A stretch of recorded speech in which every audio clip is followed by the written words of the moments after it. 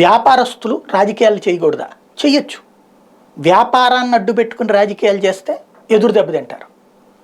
అదే సందర్భంలో నక్సలైట్లు రాజకీయాలు చేయకూడదా? చెయ్యొచ్చు. డైరెక్ట్గా రాజకీయాల్లోకి రావచ్చు. ఓ కొండా సురేఖ లాగాను లేకపోతే ఓ సీతక్క లాగాను వచ్చి రాజకీయాల్లో పోటీ చేయొచ్చు, తప్పేం లేదు.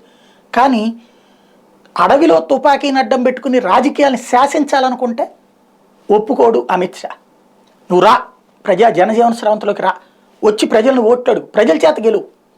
ఎంపీ అవుతావా, ఎమ్మెల్యే అవుతావా, మంత్రి అవుతావా, ప్రభుత్వాన్ని ఏర్పాటు చేస్తా నీ ఇష్టం. కానీ తుపాకీ పట్టుకుని వాడికి ఓటేయొద్దు, వీడికి ఓటేయొద్దు, నేను చెప్పినోడు ఓటేయి అనేటువంటి విధానానికి వ్యతిరేకిస్తుంది ఆర్ఎస్ఎస్. దాని వారసుడు అమిత్ షా.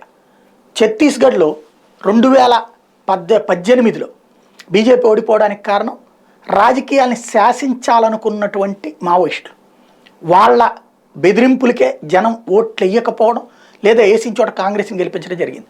ఈ దఫా గ్రౌండ్ వర్క్ పర్ఫెక్ట్గా చేసుకొచ్చిన తర్వాత ఇప్పుడు ఛత్తీస్గఢ్లో అమిత్ షా మార్క్ అటాక్ ప్రారంభమైంది. మావోయిస్టులు తుడిచిపెట్టడం ప్రారంభమైంది. ఆ తుడిచిపెట్టడానికి నచ్చకే గతంలో కాంగ్రెస్ పార్టీని అధికారంలోకి తెచ్చారు. కాంగ్రెస్ మావోయిస్టులు ఓ రకంగా కలిసి పనిచేశారు అక్కడ ఛత్తీస్గఢ్లో 5 ఏళ్లలో. ఇప్పుడు మాత్రం అటాక్ సీరియస్గా నడుస్తుంది. ఛత్తీస్గఢ్ రాష్ట్రం సుక్మా జిల్లా చింతల్నార్ పోలీస్ స్టేషన్ పరిధిలో నాగారం కొత్తపల్లి అటవీ ప్రాంతంలో బుధవారం తెల్లవారుజామున భద్రతా బలగాలు మావోయిస్టు దళాల మధ్య ఎదురుకాల్పులు జరిగిన ఈ ఘటనలో 6 మావోయిస్టులు మృతి చెందినట్టు తెలుస్తోంది. ఎదురుకాల్పుల అనంతరం ఆంధ్రప్రదేశ్ ఛత్తీస్గఢ్ సరిహద్దుల్లో మావోయిస్టులు అలజడి సృష్టించారు. ఛత్తీస్గఢ్లోని కుంట బ్లాక్లో జాతీయ రహదారి 30పై ఎర్రబోరు ఆసిర్గూడ గ్రామాల మధ్య వాహనాలు దహనం చేశారు. ఛత్తీస్గఢ్లోని సుకుమా జిల్లా ఎర్రబోరు పోలీస్ స్టేషన్ పరిధిలో ఆసిర్గూడ సమీపంలో 30 నంబర్ జాతీయ రహదారిపై బుధవారం రాత్రి పెద్ద సంఖ్యలో మావోయిస్టులు చేరుకున్నారు.